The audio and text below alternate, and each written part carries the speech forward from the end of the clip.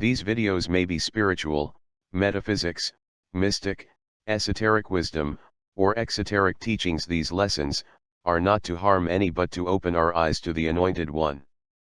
Copyright disclaimer. Under Section 107 of the Copyright Act 1976, allowance is made for fair use for purposes such as criticism, comment, news reporting, teaching, scholarship, and research. Fair use is a use permitted by copyright statute that might otherwise be infringing. Non-profit, educational, or personal use tips the balance in favor of fair use. No copyright infringement intended. All rights belong to their respective owners. Story direction, message, and vision by Elder Nathaniel. Creative assistance provided by ChatGPT. Subject: The Painter of the Unseen by Elder Nathaniel. A different story about imagination. Text: Now faith is the substance of things hoped for, the evidence of things not seen. Hebrews 11:1. There was once a man who lived in a valley of gray. Nothing was wrong with his eyes. He could see trees, roads, people, and sky. But inside, he had stopped seeing. When others spoke of hope, he asked, "Show me."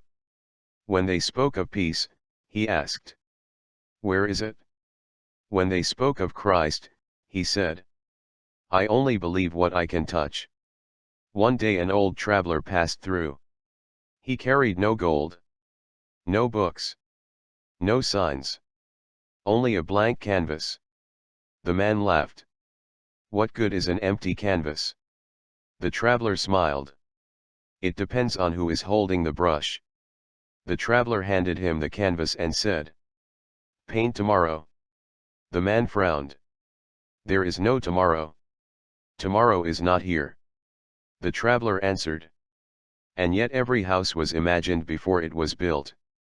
Every song was heard before it was sung. Every harvest was seen before the seed broke the ground. The man stared.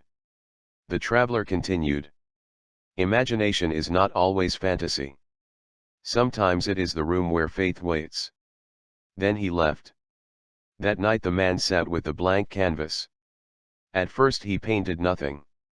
Then slowly, he painted himself forgiving his brother. He painted himself walking in joy. He painted light entering his home. He painted children laughing. He painted himself praying. Then, for the first time in years, he painted Christ standing beside him. Not because he had physically seen him, but because he trusted he was there. Days passed. The canvas remained blank to everyone else. But the man began living differently. He forgave. He served. He smiled. People asked, "What happened?" He said, "I started seeing before seeing." Years later he understood. Faith did not create Christ. Faith opened his eyes to what was already present. Imagination became not a false world, but a window. Not escape, but expectation. Not replacing truth, but reaching toward it. For imagination can build idols, or it can prepare the heart for hope. Closing thought. The imagination is a powerful servant but a dangerous master. Fear paints monsters. Love paints possibilities. Faith paints promises. Christ does not ask us to worship imagination. He asks us to let our imagination become renewed, so that what is unseen in the heart may become visible in the life. For we walk by faith, not by sight. 2 Corinthians 5:7